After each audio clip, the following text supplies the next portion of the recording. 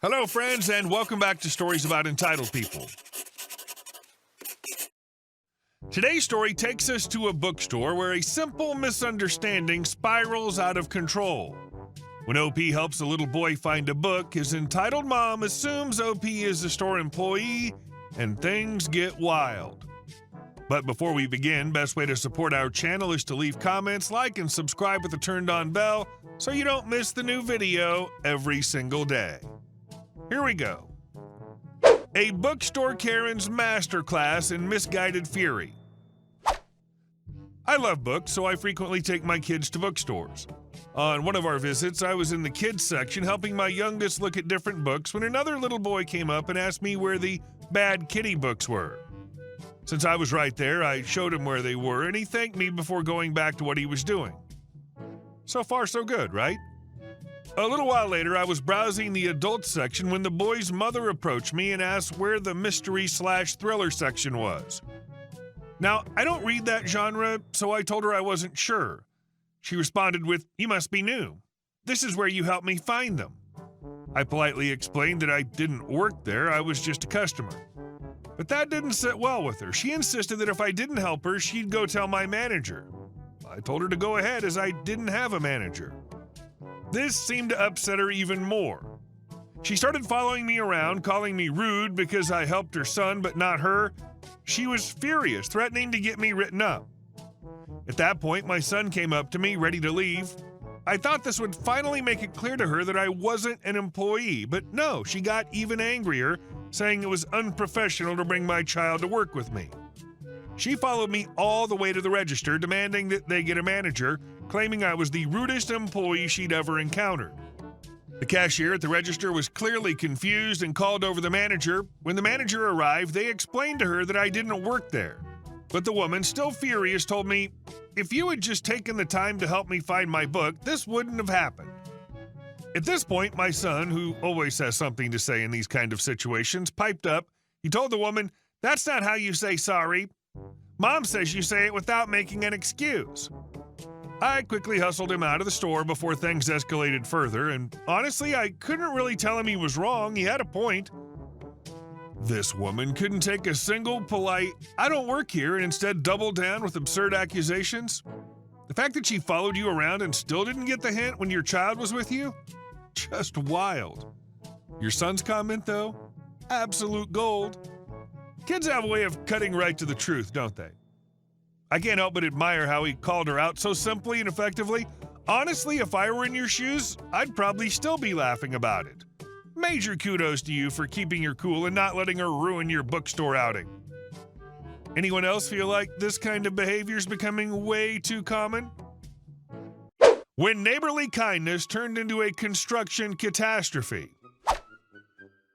When I first bought my house, I went out of my way to make the property as tidy and neighbor-friendly as possible.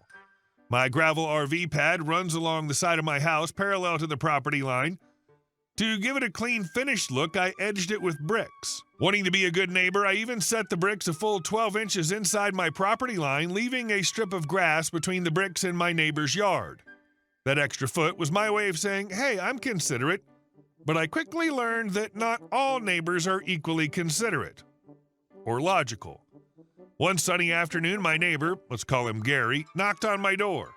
"Hey there," Gary said, rubbing his hands together like a used car salesman. "I've been thinking about building a fence between our properties." "Okay," I said cautiously. "Where were you planning to put it?"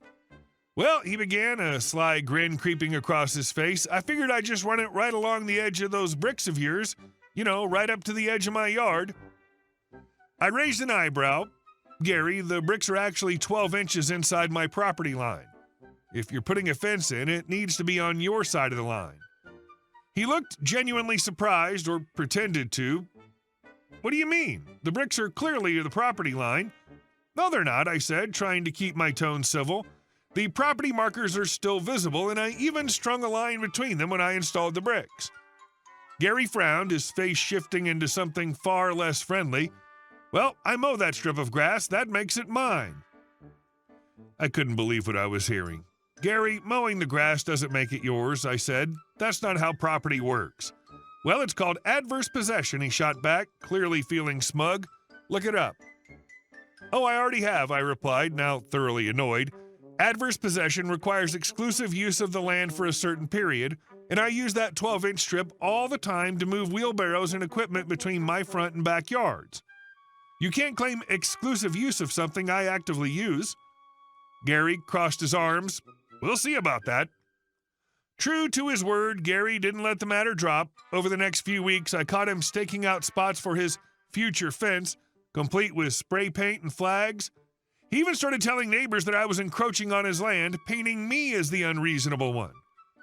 I came home one afternoon to find Gary standing in that narrow strip, measuring tape in hand, along with a contractor holding a clipboard. "What's going on here?" I asked, my voice loud enough to startle them both. "Just getting some measurements," Gary replied, not even looking at me. "The fence is going up next week." "Like hell it is," I said, stepping closer.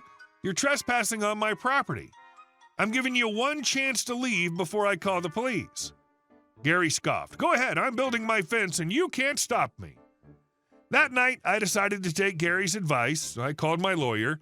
I filed a cease and desist letter to Gary. I also contacted the local zoning office and made sure they were aware of the dispute. Turns out Gary hadn't even applied for the necessary permits to build his fence. The following week, I woke up to the sound of hammering. Sure enough, Gary's contractor was out there driving posts into the ground on my side of the property line. I immediately called the police. When the officers arrived, Gary tried his usual smug routine. "I'm just putting up a fence on my property," he insisted. "This guy thinks he owns everything." "Actually," I interjected, handing over my survey, "this is my property and he's trespassing." The officers reviewed the paperwork and quickly sided with me. Gary was given a formal warning for trespassing and ordered to remove the posts immediately. His contractor packed up and left in a hurry, clearly not wanting to get involved in Gary's mess. In the weeks that followed, Gary tried to save face, muttering to anyone who would listen that I had cheated him out of his land, but the facts didn't lie, and the neighbors saw through his nonsense. To ensure there would be no future disputes, I decided to install my own fence, this time right on the property line. As the crew worked, Gary stood on his side, glaring at me. "You'll regret this," he hissed. "Doubt it," I replied, smiling. "Have a nice day, Gary." The fence went up, and with it, my peace of mind. Gary can glare all he wants from his side of the line, but now there's a clear barrier to remind him where his property ends and mine begins.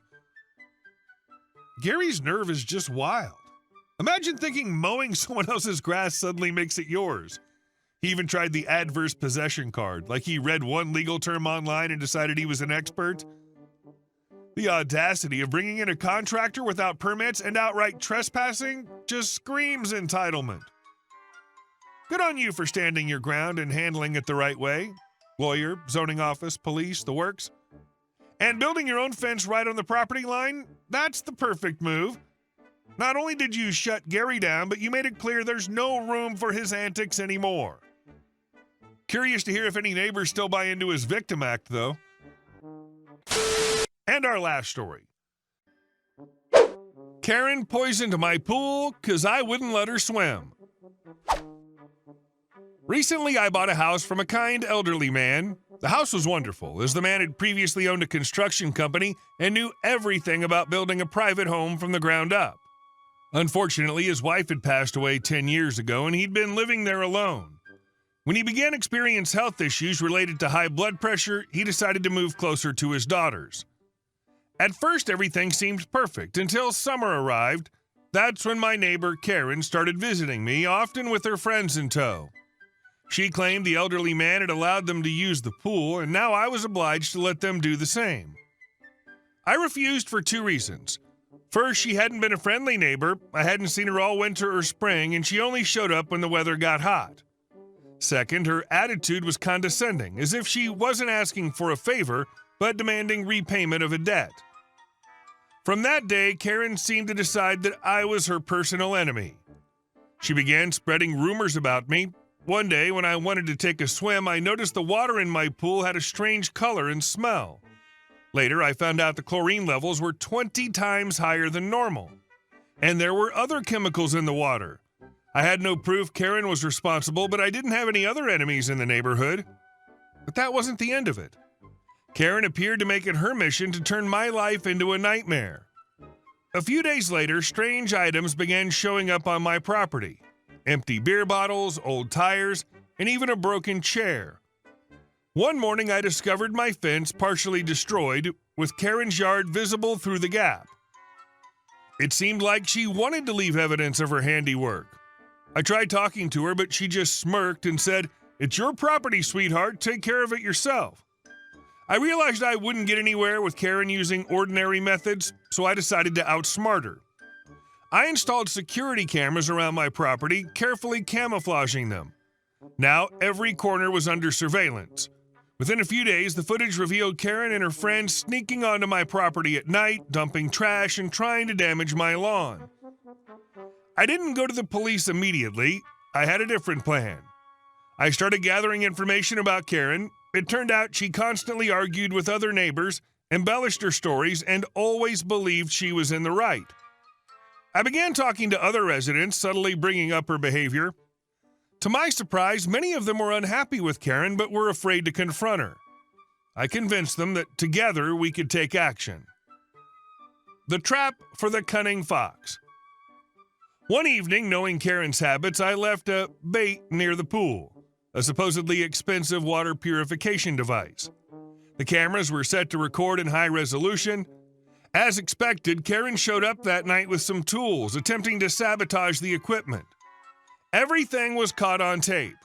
Armed with sufficient evidence, I organized a meeting with the other neighbors.